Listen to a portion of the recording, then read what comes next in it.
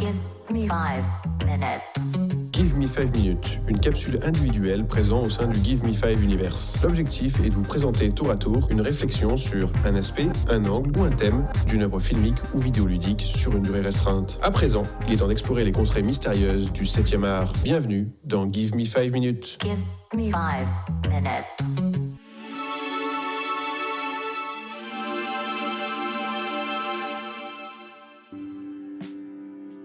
Bonjour à toutes et bonjour à tous et bienvenue dans ce 14e épisode de Give Me 5 minutes. Aujourd'hui, je vais vous parler de la trilogie de films Bill et Ted. Le premier film, Bill et Ted, sort en 1989 et s'appelle du coup L'excellente aventure de Bill et Ted Excellent Adventure en anglais. Le deuxième film s'appelle Les folles aventures de Bill et Ted's Bogus Journey en anglais. Et le troisième s'appelle Bill et Ted Sauve l'univers et Bill et Ted Save the Music en anglais. Le premier film en fait est sorti en 1989 et on suit l'histoire de Bill S. Preston Esquire et Theodore Ted Logan, interprété donc Ted est interprété par Keanu Reeves et Bill est interprété par Alex Winter et ils seront accompagnés dans leurs aventures par Rufus qui est interprété par George Carlin qu'on connaît très peu en France mais qui est un très grand artiste de stand-up aux États-Unis. Ce premier film se concentre du coup sur les aventures de Bill et Ted qui sont deux adolescents un peu débiles, il faut l'avouer, en 1989 et où donc Rufus, donc qui est interprété par George Carlin, arrive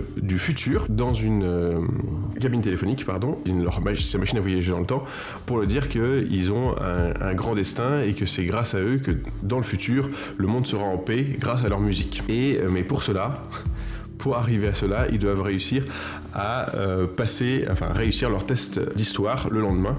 Parce que ce sont quand même deux mauvais élèves, pour l'écrire, donc comme je l'ai dit, ils sont un peu débiles, ces deux mauvais élèves, ils sont fans de métal, mais ils savent pas jouer de la guitare. Donc c'est un groupe de rock en fait, mais ils savent pas jouer de la guitare, leur groupe de rock s'appelle les Wild Stylings. Et donc là l'idée c'est que ils vont, grâce à Rufus et à sa machine à voyager dans le temps, aller dans le temps pour trouver rencontrer en fait des célébrités, des personnages historiques, donc tout un tas de personnages historiques, d'une galerie de personnages historiques. Ils vont rencontrer Napoléon, Jeanne d'Arc, ils vont rencontrer Socrate, Freud, Gengis Khan, Abraham Lincoln, Ludwig van Beethoven, ils vont rencontrer des princesses au Moyen-Âge. Tous ces personnages en fait vont faire du coup une comédie avec le décalage qui fait que ces deux jeunes vont rencontrer ces personnages historiques et les ramener pour pouvoir réussir leur exposé d'histoire. Donc ça c'est l'histoire du premier épisode. Dans le deuxième épisode, du coup qui est sorti en 1991, ce qu'il y a c'est que on évite de tomber dans le piège de la suite en disant en fait le premier a marché et du coup on fait une suite, donc on va faire la même chose parce que les gens veulent revoir la même chose et on va partir sur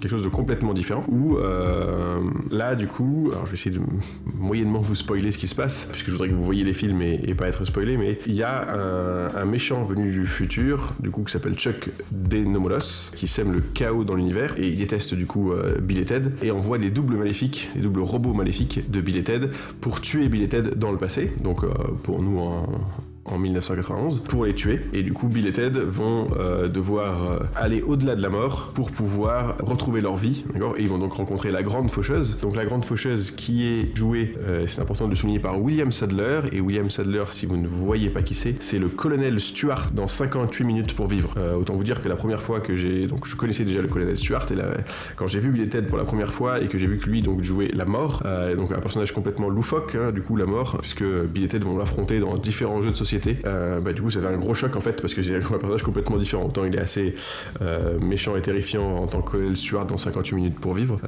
autant là il a l'air complètement débile. Et dans le troisième épisode, du coup donc ça se passe vraiment longtemps plus tard parce qu'il est sorti l'année dernière. Alors aucun des films en fait n'est sorti au cinéma en France.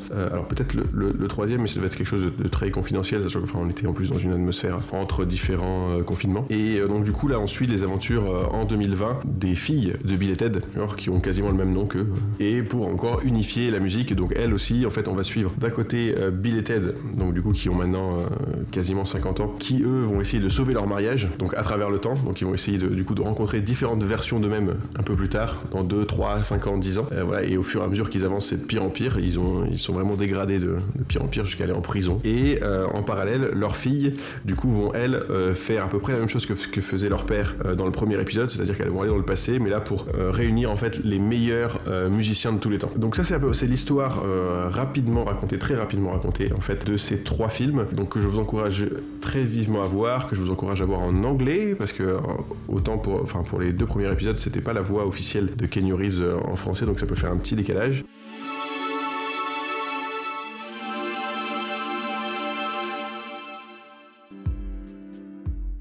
Pour nous, en France, c'est assez confidentiel, c'est quasiment inexistant en fait cette série, mais aux États-Unis c'est un vrai phénomène. Je sais pas pourquoi c'est pas arrivé jusqu'à nous, c'est un vrai phénomène.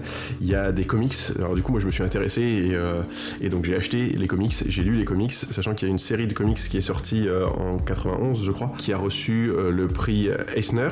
Alors le prix Eisner aux États-Unis, si vous voulez, c'est l'équivalent des Oscars pour les comics aux États-Unis. Donc ils ont reçu un prix pour ces histoires-là. Donc c'est un vrai phénomène culturel de Bill et Ted. Pour vous faire un point rapide sur l'influence et l'étendue de l'impact de Bill et Ted depuis leur sortie en 1989, je vais vous faire un rapide tour d'horizon de l'univers étendu de Bill et Ted. Donc il y a eu les 3 films, comme je vous l'ai dit. Il y a eu 2 saisons d'une série animée, donc d'un dessin animé de Bill et Ted en 1990. Il y a eu alors seulement 7 épisodes d'une série en live action, donc avec des vrais acteurs qui reprennent le rôle de Bill et Ted. Donc je vous ai parlé aussi des comics, donc il y a eu plusieurs sorties de comics, dont certains qui ont été récompensés. Il y a eu des jeux vidéo dont Mathieu pourra peut-être vous parler, il faudra voir avec lui s'il peut vous parler, mais au moins 4 jeux vidéo. Il y a même eu au théâtre une aventure musicale de Bill et Ted en 1998, et ensuite donc depuis leur sortie, il y a eu de nombreuses références en fait dans des séries télé, notamment dans le nom des épisodes des séries télé, donc dans les versions américaines évidemment, donc qui s'appelle principalement donc Ted Excellent Adventure. Comme je vous dis, c'est le nom Bill et Ted Excellent Adventure, où ça reprend en fait ce nom, le nom original en anglais du film, et qu'il intègre dans le nom des séries, dans le nom des épisodes des séries. Donc il y en a plusieurs vraiment dans plein de séries. Il y a dans le jeu aussi Monkey Island 2, voilà. Donc il y a aussi une référence à Bill et Ted dans ce jeu-là. Donc il y a vraiment alors des références qui sont notables, je vais vous en donner 2. Il y a dans les Contes de la Crypte, voilà, où du coup la mort vient faire être co-présentateur d'un des épisodes de la saison 6 du coup des Contes de la Crypte, donc il se passe quand même en 94, donc c'est quand même déjà 5 ans après le premier épisode, on fait quand même référence à Bill et Ted dans le film Avengers Endgame, donc en 2019. Donc quand il parle des voyages dans le temps, sur le fonctionnement des voyages dans le temps, il parle aussi de Bill et Ted. Donc c'est pour vous montrer du coup l'influence et l'importance de cette série depuis 1989. En plus ils ont des expressions particulières tout au long des films, donc je vous laisserai découvrir. Et avec du coup la fait de voir Keanu Reeves, parce qu'autant Alex Winter, on l'a très peu vu à part dans ces films-là, et donc comme on n'a pas vu ces films, on connaît très peu Alex Winter, en tout cas en tant que comédien. Et par contre Keanu Reeves, vous savez qui il est, il a fait énormément de films, donc le voir du coup jouer un gars complètement débile, ça change vraiment de la classe qu'il peut avoir d'habitude et de la sérénité qu'il peut dégager dans ses films habituellement.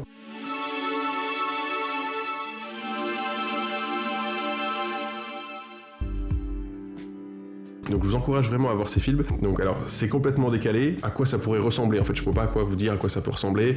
On suit si j'essaye de faire des comparaisons, il y a du voyage dans le temps, du coup, donc ça peut, il y a un côté retour vers le futur sur le voyage dans le temps.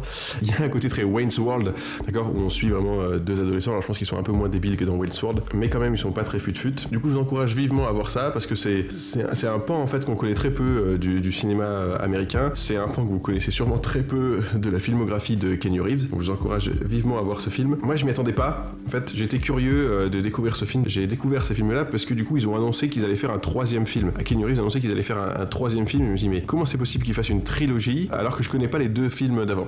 Donc du coup c'est une trilogie qui font 30 ans après, c'est à dire que du coup il y a assez d'impact sur cette trilogie pour se dire en fait on va retravailler 30 ans après, on va refaire un film dessus. Donc du coup je me suis intéressé, j'ai regardé ces films, et alors je pense que c'est très clivant, je pense que soit ça va vous plaire et vous allez adorer, et vous allez comme moi vous allez vouloir peut-être en savoir plus et rigoler avec eux, soit vous allez complètement détester. Mais du coup je vous encourage à vous faire votre propre avis et à suivre ces films là et à me dire du coup à nous dire ce que vous en pensez sur les réseaux. Je suis assez curieux d'avoir un retour sur ce que vous en pensez de ces films de Bill et Ted. Voilà, écoutez, merci de m'avoir écouté et je vous dis à la prochaine fois. Give me 5 minutes. Merci à toutes et à tous d'avoir écouté ce nouvel épisode de Give Me 5 minutes jusqu'au bout. N'hésitez pas à en parler autour de vous et à le partager sur vos réseaux sociaux favoris. La semaine prochaine, vous nous retrouverez Mathieu et moi pour un nouvel épisode de Talks. Vous pouvez retrouver l'intégralité de nos podcasts sur YouTube, SoundCloud et les applications de podcast Google Podcast et iTunes Podcast. Vous pouvez également nous suivre sur les réseaux sociaux Facebook, Instagram et Twitter et vous tenir au courant de nos prochaines émissions.